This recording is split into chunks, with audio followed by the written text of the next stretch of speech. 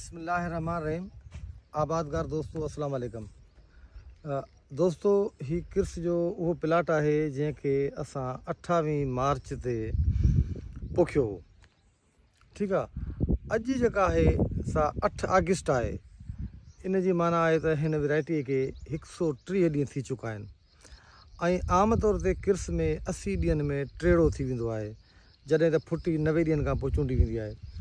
त 90 ॾींहंनि खां जेकॾहिं 130 ॾींहं जो पीरियड ॿधूं था त 40 ॾींहं चूंडाई में हिन खे लॻा आहिनि, माना हुन में 3-4 वारा चूंडो थियो आहे। 40 ॾींहंनि में हिन फी एकड़ 30 मण ॾिना आहिनि। 30 मण यानी ही 5 एकड़ जो पीस आहे। इहो टोटल जेका आहे सा फुटी हिन वक़्तु हाणे 150 मण थी आहे, यानी 8 अगस्त ते 40 ॾींहंनि जे चूंडाई वारे पीरियड में ही 30 मण फी एकड़ ॾेई वियो आहे। उन खां पोइ जेकॾहिं असां पोज़ीशन ॾिसूं था त हिन में गोगड़ा अञा ही मौजूद आहिनि, पक्का गोगड़ा। नए माल खे छॾियो, नओं माल त हिन जो ठहे पियो जो हिन में ही गुल आहे। इहो सभु ऐं किर्स 682 जी फिनामिना इहा आहे त जॾहिं हेवी लोडेड थींदो आहे त पोइ उन खां पोइ ही ॻाढ़सरो थींदो आहे। तव्हां सम्झंदो त हिनखे ॻाढ़ पने लॻी आहे, पर जॾहिं हिन ते वरी कच वारे तमामु हलाए पियूं ऐं भाण भितर ॾिबो त ही रिकवर थी वेंदो आहे।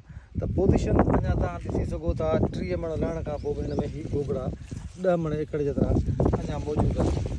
ऐं इन में गोगड़ा जाम आहिनि। ही वण सभु पासीरा थिया किराए पिया आहिनि। जिथे बि तव्हां वेंदो हर जॻह ते त हिन में गोगड़ा आहिनि। जेकॾहिं ही पासो ॾेखारियां त बि ही बि गुड गोगड़नि सां भरिया पिया आहिनि ऐं अञा ही वण जेको सिधा थी बि कोन विया पिया आहिनि, गोगड़ा अथनि।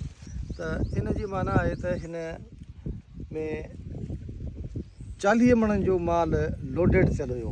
उन खां पोइ ही जेको नओं माल खणंदा या जेको हिन में ठहंदो सिस्टम, ऐं हिन ते मूंखे ट्रस्ट आहे वैरायटी ते। अहिड़ी कच जल्दी खणंदी आहे, माल बि जल्दी जेको आहे हिन में लॻणु शुरू कंदो आहे। छो जो हिन खां पोयां जेके टुकड़ा आहिनि उहे बिल्कुलु कचा थी रिकवर थियणु शुरू थी विया आहिनि। छो जो उन्हनि में माल जेको हो ही 25 मणनि जो। हिन टुकड़े में जेको ॾिसां पियो 2-3 टुकड़ा अहिड़ा आहिनि जेके पंहिंजो उन्हनि में माल खणो आहे। ॾिसो न हिन में गोगड़ा ही अञा केतिरी चूंडियूं फुटी पोइ गोगड़ा त ही माना ही जाम आहिनि। ऐं ही गोगड़ा पका आहिनि, हिन में को गुलाबी सुंडी त कोन लॻंदी, कुझु बि कोन थींदी। उन करे ऐं गुज़ारिश कंदी आहे आबादगारनि खे त एतिरी तकड़ी वैरायटी जेका आहे न पंहिंजे पाकिस्तान में ॿी का बि कोन्हे जेका स्पीडली जेको आहे तव्हांखे एतिरो फ्रूट ऐं माल ॾे। हीअ ॾिसो अलहमदिल्ला फुटी चूंड बि एॾी थी आहे, उनजे बावजूदि जेके आहिनि से हीअ गोगड़ा वोगड़ा अञा पिया आहिनि जाम। जेकॾहिं जनरल तौरु व्यू खे ॾेखारियां हीअं करे कैमरामैन खे चवंदुसि त ॾिसो त गोगड़ा तव्हांखे चौधारी जेके आहिनि से हर हिकु वण में जीअं जीअं असां अॻिते वेंदासीं त वधीक नज़र ईंदा। त किर्स 682 उहा वैरायटी आहे जंहिं जल्दी में फुटी जेको आहे आबादगार खे ॾेई आबादगार खे मार्केट में ॾिसणु जहिड़ो कयो आहे। उन करे असां गुज़ारिश कंदासीं असांजे आबादगारनि खे त हू जेको आहे हिन जो ॿिज पाण रखनि। सुठो आबादगार उहो आहे जॾहिं मुंहिंजी सॼी ज़िंदगी जो चवणु आहे त जेको पंहिंजो ॿिज पाण रखे।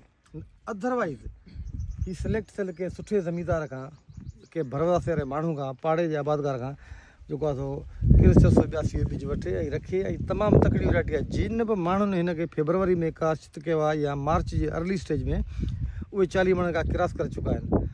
त इहा हिन जे बारे में जेका डिटेल वीडियो हुई तव्हांखे ॿुधाईसूं त माना हीअ चूंडण वारे 40 ॾींहंनि जे पीरियड में जेको आहे 30 मण एकड़ लही चुकी आहे। ऐं अलहमदिल्ला अञा गोगड़ो हिन में 10 मण जो जेको अंदाज़ो आहे बिल्कुलु मौजूदु आहे। तव्हां दोस्तनि जी वॾी महिरबानी।